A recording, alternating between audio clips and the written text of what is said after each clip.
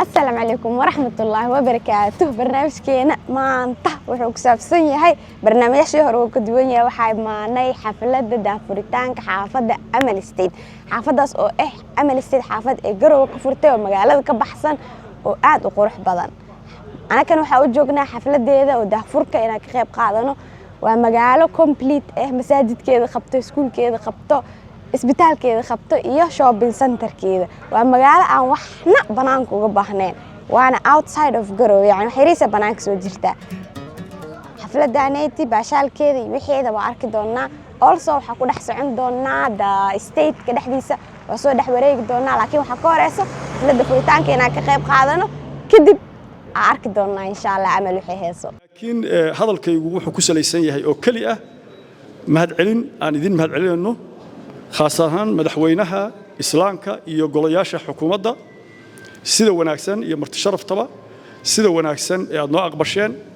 noogala soo qayb gasheen mashruucan dhiirigelinta u ah bulshadeena. waxaan rabnaa inaanu ku soo dhaweyno Puntland dad qiimo qaayale oo halkan la jooga oo ay ka mid tahay fanaanadeen hooyada qaran Hiba Nuura, wariyeen Sare Cabdisalaan Hareeri. team waxaa jira in badan bilicda Puntland iyo bilicda Soomaaliya wax badan ka soo bandhigo wariyayaal oo ka mid yahay Saciid Fadhaye iyo Cawaalo Koronto. runtii waxa ay dhiirigeliyeen dadkaasi in dad badan ay dib u aaminaan in wadankii uu leeyahay ku noqosho gaar ahaan dadka dibadda inaga aaday. sidoo kale waxaan rabaa inaan soo dhaweeyadana gabar dhalinyaro ah oo dhan aqoon-yahanka dhanna YouTuber-ka ah Koko Bule baa la dhahaa. Koko Bule waa soo dhaweynaynaa. waan ka mahadcelinayaa Amal Group shaqada ay qabatay maaha maalgelin kaliya. mashaariic badan baa la maalgeliyaa, laakiin mashruuca kani waa mashruuc mar dalka bilaya, mar dad naga maqnaa noo soo celinaya, marna shaqo abuur iyo horumar abuuri kara. marka waxaan u baahannahay bulshadeena oo dhan rag iyo dumar iyo caruur wada socda inay noo yimaadaan oo kulligood qof walba wuxuu u baahnaa uu ka helo. caruurtiina ay tacliin iyo caafimaad fiican hesho, dadkii waaweynaana wax ay ka shaqaystaan iyo fursado kale inay helaan.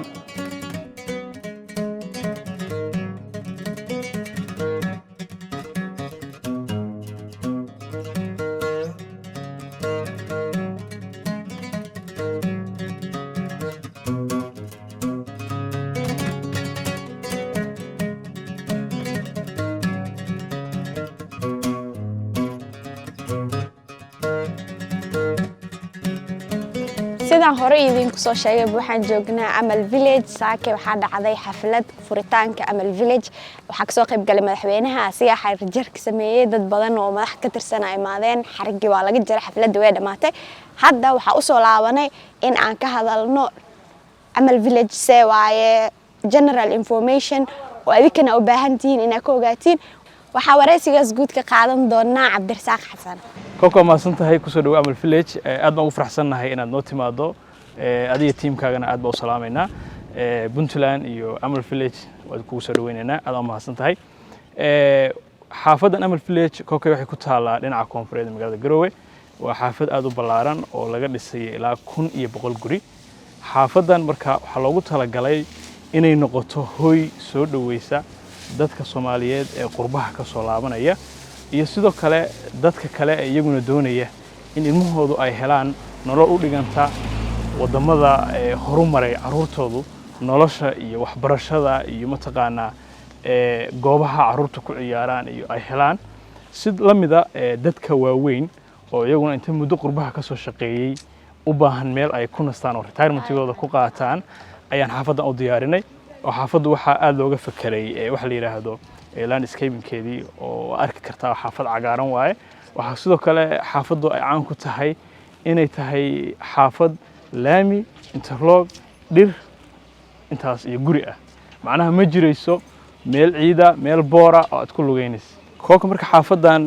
waxyaabaha laga hirgelinayo oo danta guud ah waxa kamid ah masaajido oo xaafadu waxay leedahay ilaa 3 masjid oo mid weyn oo jaamica iyo laba masaajid oo kale ka yaryar oo iyaguna dabcan aad u waaweyn oo mid ka mid ah hadda isagoo dhisanba aad arki karto dadkan aan la wadaagi karno waxaa kaloo ka mid ah iskuulkii inuu ku yaallo oo level kasta leh xaafadda waxay kaloo leedahay isbitaalkii u goonida ahaa oo qofka halkan jooga magaalada inuusan waxba uga baahan ayaan qorshaynay kokoy halkan waxaa kaga muuqda guryahan hadda kuu muuqda waa commercial areadii oo waxaa laga furi doonaa ganacsiyo kala duwan xaafaddan waxyaalaha aadka unique ugu tahay waxaa ka mid ah halkan qofku hadduu ka furto nooc ganacsi ma jiro nooc kale isagii la mid ah in laga dhinac furi karo oo qofka ADA-diisa business corporate ba halkan ugu xiran qof hadduu halkan supermarket ka hirgeliyo mid kale lagama hirgelin doono marka moolal ba isugu jiraan qaybihii supermarketyadii ba isugu jiraan ayu nooc ganacsi ayaa halkan laga heli doonaa commercial area-daaneti gaditaan miya mise is just for waa la kareynayaa commercial area waa laga kareynayaa marka waxaa kareysan kara dadka degan xaafadda iyo qof bannaanka ka abo ay kareysan karaan kani waa masaajidkii xaafadda saddex masjid oo xaafaddu ay yeelanaysa sidaan kuu sheegay mid ka mida waaye weliba kuwa yaryar buu ku jiraa waad aragtaa inkastoo hadda uusan dhammaystirnayn wax yar u harsan yihiin haddana waa arki kartaa siduu yahay oo u qurux badan yahay design-kan waa turki waaye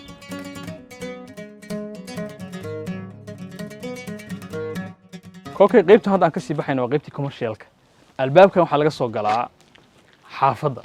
oo dadka xaafadda degan ba access u leh ay soo galaan ama cid iyagu ay mas'uul ka yihiin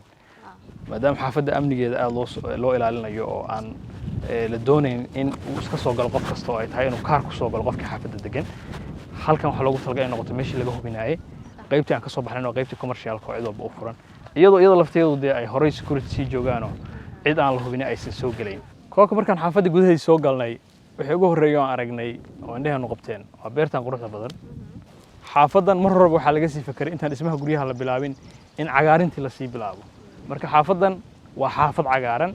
iyadoo aan face-1kii joogno haddana xilli horeba waad aragtaa si dhirtu isu qabsatay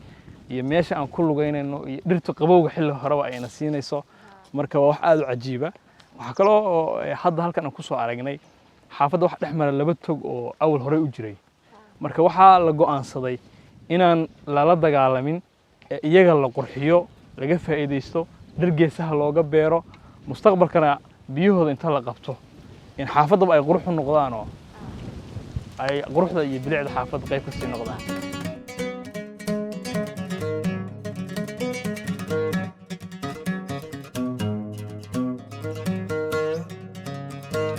halkan aan joogno waa iskuulkii xaafadda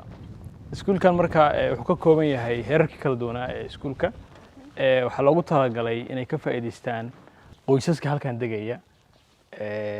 caruurahooda inay halkan waxbarasho dibadda aysan u aadin waa iskuul international oo American system ama manhajka Mareykanka ku bixi doona halkan sida ka aragtay albaabkan waxaa loogu talagalay dadka magaaladu inay iyaguna ka faa'iideystaan oo iskuulka aan lagu koobin xaafadda oo kaliya maadaama uu yahay iskuul international oo ardayda ka baxdahay ay fursad u haystaan inay adduunka meeshii ay rabaan ay jaamacad u aadi doonaan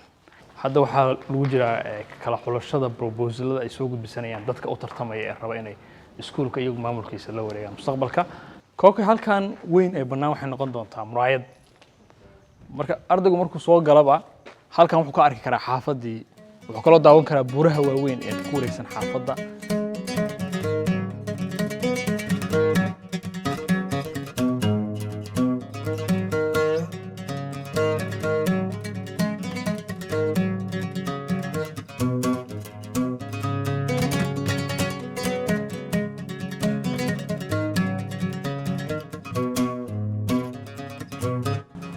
haatan waxaa gudaha u joognaa guryaha ee diyaarisay Amal State showroom-keeda yani guryahan saan quruxda badan gudahaas ay u egyihiin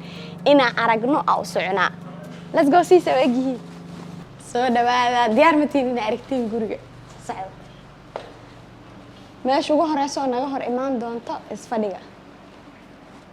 arkoosin fadhiga soo diyaarsan yahay horta koo dariishada waaweyn uu qabaa maasha Allah kulaan ma ku qabanayo fadhiga wuxuu ka kooban yahay laba qaybood qaybtii fadhiga ahaa ee arkoosin iyo qaybta qadada arkoosin halkana it's very nice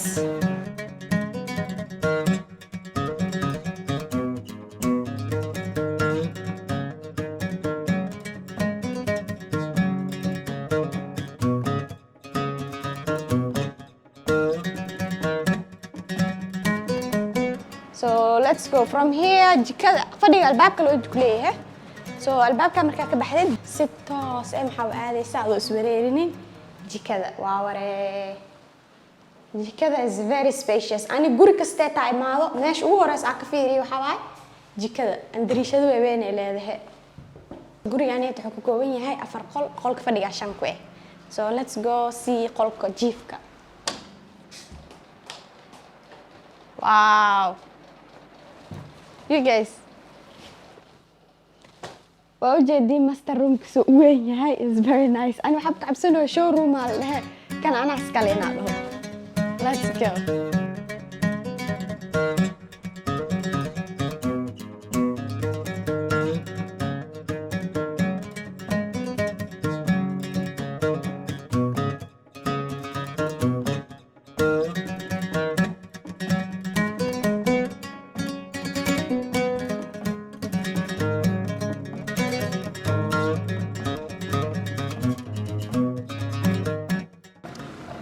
This is house number 2. I need to sit out so gala. meeshaan aan u jeedin guriga banaankiisa waaye beer waaye weli si fiican ma loo hagaajinin laakiin yani design ka rabtaa ka dhigi kartaa it's like casriyo meesha galabti ku casriyeen lahayd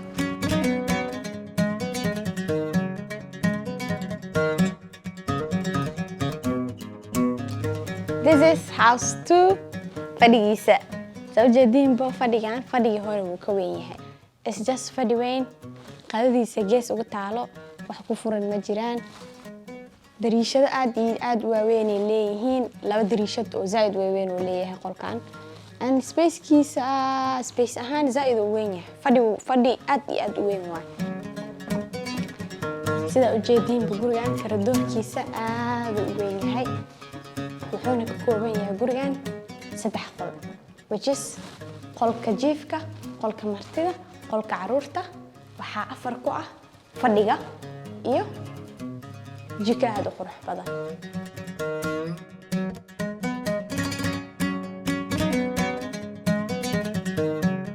Coco waxaan halkan ka dhisaynaa waa 8 nooc oo guri kuwaas oo ku kala duwan size-ka iyo design-ka guryaha loo qaabeeyay qofka raba halkan inuu guri ka iibsadana waxyaabaha laga rabo inuu sameeyana waxa ah koow inuu nala soo xiriiro ka gadaal markaan xogtiisa helno waxaan ka caawinaa marka guriga nooca uu rabo inaan ogaano ka gadaal marka guriga ogaanana waxaan ka caawinaa hadana in site-ka qof uu soo dirsan karo kadibna guriga sidaas payment-kiisa uu ku dhaco guriyaha payment-iskooda sida loo iibsado noocee waay halkan Amal Village ama xaafadan cusub laba nooca guriyaha dadku u gataan nooca koowaad waxa loo yaqaanaa cash payment kaasoo qofka uu ku bixiyo cash lacagaha guriga taasoo aan u qaybinay marka 3 qayb muddadan waa 1 sano wuxuu qofka bixinayaa 50% guriga lacagtiisa 50% ka gadaal 6 bil kadibna wuxuu bixinayaa 30% furaha maalinta ku wareejinayna waxaan ka qaadnaa qofka 20%ga dhiman muddadan waa sanad halka nooca kalena waa noocii loo yaqaan istisnaa bangiga Amal ana bixiya waa muraabaha system taasoo micnaheedu yahay inuu qofka iska bixiyo kaliya 30% oo down payment-ga ah 30% guriga qiimihiisa inta kalena wuxuu iska yareeyaa muddo 6 sano